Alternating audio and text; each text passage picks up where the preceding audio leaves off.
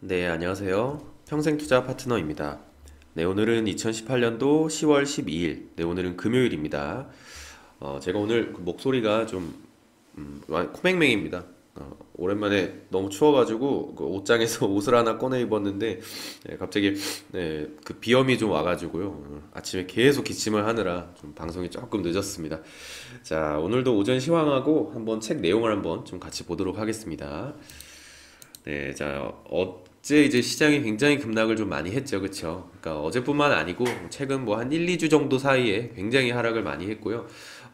굉장히 힘든 시간이 아닌가라고 생각을 합니다. 네, 그럴수록 좀 냉정하게 좀 해보자라는 또 생각도 한편으로는 하고는 있습니다. 자, 내용 한번 보도록 할게요. 자, 시장이 하락장으로 접어들었다. 조정의 경계를 넘어서 누가 봐도 하락이다라는 거거든요. 그러니까 단순 약세장의 느낌이 아닌 급락의 모습이었습니다. 또한 변동성 또한 매우 커졌다라고 볼 수 있겠죠. 좀 냉정하게 한번 생각해 보면 하락에서 상승으로 전환되는 과정은 어떻게 될까? 우선 변동성이 줄어들어야 하고요. 다음은 지수가 방향을 상승으로 틀어야 할 것이다 라는 겁니다. 그렇다면은 우선 우리는 변동성 지표의 방향을 주시해 볼 필요가 또 있겠죠. 그러니까 현재 변동성이 최고치를 향해 가고 있으니까 일단 변동성이 줄어드는 모습을 한번 먼저 확인해 보자라는 거고, 아래 차트를 한번 좀 같이 볼게요. 네, 아래 그림은 이 변동성 지수 일간 차트이고요. 유한타증권으로 봤을 때는 종목 코드 입력란에 0043을 치면은 차트로 이렇게 확인이 됩니다. 변동성 지수와 코스피 지수는 방향이 반대 방향이기 때문에 변동성 지수를 만약에 차트를 이렇게 뒤집어 버리면은 코스피 지수와 방향이 좀 일치한다라고 보여지거든요.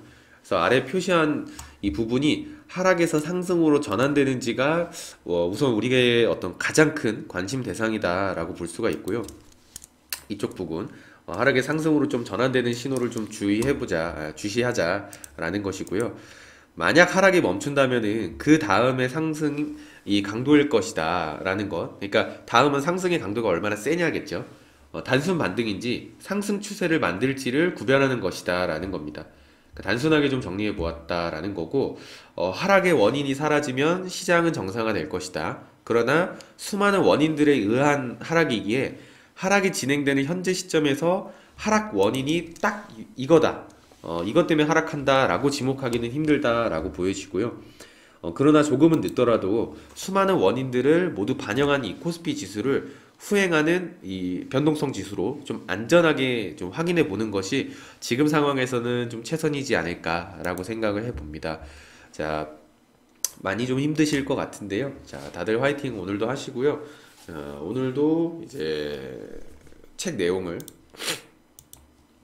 이럴수록 또 이제 점점 이제 다시 처음으로 또 돌아가서 또 마인드셋을 하면서 좀 냉정함을 찾을 수 있게, 네, 한번 좀 보도록 할게요. 잠시만요.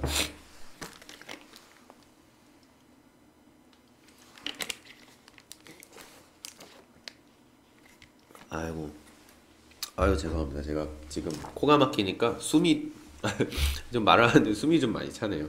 그래서 좀 천천히 좀 진행을 한번 해보도록 하겠습니다.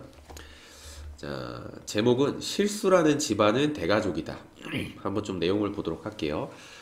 자신이 저지른 실수를 이해하는 것은 자신이 거둔 성공을 분석해보는 것만큼이나 우리에게 도움이 된다.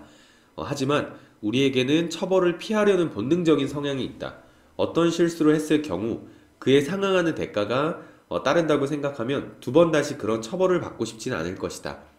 주식시장에서 저지르는 모든 실수는 우리의 두 가지 약점에 상처를 입히는데 이 돈지갑과 이 허영심 그것이다 라는 겁니다. 그러니까 물론 현명한 데다 운까지 좋은 사람이라면 똑같은 실수를 두 번 반복하지는 않을 것이다. 그러나 이 사람 역시 원래의 실수와 비슷하거나 유사한 수만 가지의 실수 가운데 하나를 저지를 것이다 라는 거거든요. 그러니까 실수라는 집안은 워낙 대가족이어서요. 당신이 무슨 바보짓을 할 수 있을까 하고 주위를 살펴보기만 하면 언제든 하나쯤은 만나게 되기 마련이다 라는 겁니다. 그러니까 주식시장에서 돈을 잃는 것만큼 훌륭한 가르침도 없다라고 하죠. 손실을 봐야 비로소 배움의 기회를 얻기 때문이다라는 거고, 다만 이렇게 하나씩 배워나가는 이 과정은 매우 느리다라는 겁니다. 절대 빠르게 할 수 없다라는 것이겠죠. 이 실수를 저지른 다음 그것을 깨닫기까지는 어느 정도의 시간이 필요하다. 더구나 깨달은 뒤에도 냉정하게 그 원인을 짚어내는 데는 더 많은 시간이 걸릴 수 있다. 라고 합니다. 넘어가서 또 다른 어록을 보면, 자, 반드시 틀리는 날이 온다. 라는 내용 한번 좀 보도록 할게요, 같이. 자, 만일 투기자 자신이 거래를 마음껏 해야 할 시기가 정확히 언제인지 이제 알 정도로 똑똑하다면 아무리 자주 거래해도 상관없다. 언제 마음껏 거래를 할 수 있으며 또 언제 마음껏 거래를 해야 하는지 그 시기를 알 것이니 말이다. 하지만 일단 이런 습관이 몸에 배면 제 아무리 똑똑한 투기자라 해도 이를 멈추지 못한다. 과도한 트레이딩에 흥분하게 되고 결국 성공적인 거래에 필수적인 아주 냉정한 균형 감각마저 좀 상실해버리는 것이다 라는 거거든요. 그러니까 이들은 자기 판단이 틀리는 날이 올 것이라고는 절대 생각하지 않는다. 그러나 그 날은 반드시 오고야 만다. 쉽게 번 돈은 날개를 펴 날아오르고 이제 또 한 명의 투기자가 파산하는 것이다 라는 겁니다. 지금 이 거래를 해도 재무적으로 안전하다는 게 확실하지 않다면 결코 거래해서는 안 된다라는 겁니다. 그러니까 주식시장에서 돈을 날리는 가장 확실한 이유를 한 가지만 꼽자면은 자기 의견에 맹목적인 자부심을 갖는 것이거든요. 그러니까 주식 투자로 돈을 벌기가 얼마나 어려운가는 프로 트레이더일수록 더 잘 압니다. 절대 쉽게 안 벌리거든요. 그러니까 그 어떤 요인보다 투자 손실에 결정적인 영향을 미치는 것은 자신이 내린 판단에 대한 어떤 과도한 자신감 때문이지 않을까라고 생각을 합니다. 그래서 또 뭐 넘어가서 한번 좀 보면은 실수 덕분에 신중해지다 라는 것 한번 좀 보도록 할게요. 자, 몇 차례 연속해서 얻어 터지고 나자 무조건 대들던 자만심을 다소 줄일 수 있었다. 아마도 좀 더 신중해졌다는 표현이 더 어울릴 것이다. 물론 이렇게 된 이유는 이제 시장이 파국이 그만큼 더 가까워졌다는 사실을 알고 있었기 때문이다. 한번 세게 판돈을 걸기 전에는 반드시 그래야 하듯이 오로지 주의 깊게 기다리는 게 내가 할 수 있는 일의 전부였다. 이건 소 잃고 외양간 고치는 것과는 좀 다른 경우였다라는 거고, 나는 계속해서 확신할 수밖에 없었고 다음번에 또 시도할 것이었다. 한 번의 실수도 저지르지 않는 사람이 있다면 그는 한 달 안에 전 세계를 손안에 넣을 것이다. 그러나 자신의 실수에서 무언가를 배운다면 그것이야말로 진정한 축복일 것이다. 라는 것입니다. 정확한 판단은 하고서도 너무 서두르면 치명상을 입을 수 있습니다. 신중하게 걸어가야 하는데 허겁지겁 달렸기 때문이다 라는 거거든요. 그러니까 강세장이 보인다고 해서 무조건 매수에 열을 올리거나 약세장이 시작된 것 같다고 해서 서둘러 공매도에 나서는 것은 경계해야 한다라는 겁니다. 그러니까 과유불급이다라는 거고, 비록 그것이 정확한 판단에 어떤 근거한 것이다 하더라도 너무 성급한 매매는 차라리 가만히 지켜보는 것만 못할 때가 있는 법이다 라는 것입니다. 또 비슷한 내용을 한번 또 넘어가서 좀 같이 볼게요. 똑같은 실수를 되풀이하지 않는다. 나는 반드시 진짜 내 돈을 갖고 내 의견이 맞는지 확인한다. 내가 손실을 보면서 배운 점은 물러설 필요가 없을 것이라는 확신하기 전까지는 절대 앞으로 나가서는 안 된다라는 것이다. 하지만 앞으로 나갈 수는 없다 해도 꼼짝하지 않고 그 자리를 지킬 수는 있다. 이런 말을 한다고 해서 자기 의견이 틀렸을 때 손실을 그냥 방치해도 된다라는 의미는 아닙니다. 더 이상의 손실을 막아야 한다라는 거고, 그러나 우유부단해져서는 안 된다. 나는 지금까지 살아오면서 많은 실수를 저질렀지만 돈을 잃을 때마다 귀중한 경험을 했고 아주 소중한 하지 말아야 할 것들을 수없이 터득할 수 있었다. 완전히 파산하는 경험도 여러 차례 했지만 손실을 봤다고 해서 모든 것을 전부 잃는 것도 아니었다. 그렇지 않았다면 지금 여기 이렇게 있지 못할 것이다.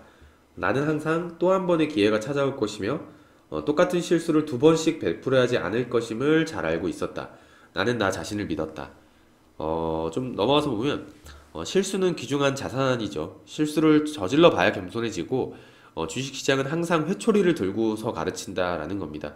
그러니까 제시 리버모어 역시도 따끔한 매를 맞아가면서 진짜 평생에 걸쳐서 배웠던 정말 전설적인 트레이더였죠. 그렇죠? 네, 여기까지 이제 좀 요즘 같은 시장에 좀 잘 어울리는 또 어록이 아닐까라고 생각을 해봅니다. 제가 코가 막히다 보니까 아마 좀 들으시는 분들도 괜히 덩달아 좀 숨이 차고 그러셨을 것 같아요. 그래서 너무너무 죄송하고, 자, 오늘 금요일이니까요. 오늘 이번 주에 마지막 장, 네, 잘 마무리하시기를 바라고, 일일비 하지 않는, 네, 좀 냉정한 투자자가 되시기를 바라겠습니다. 자, 감사합니다. 평생 투자 파트너 유튜브 시청을 진심으로 감사드립니다. 주식 관련한 상담을 원하시는 구독자 분들께서는 현재 화면 상단에 표시되는 무료 종목 상담 신청하기를 터치하셔서 성함과 연락처를 남겨주시면 상담 도와드리도록 하겠습니다. 감사합니다.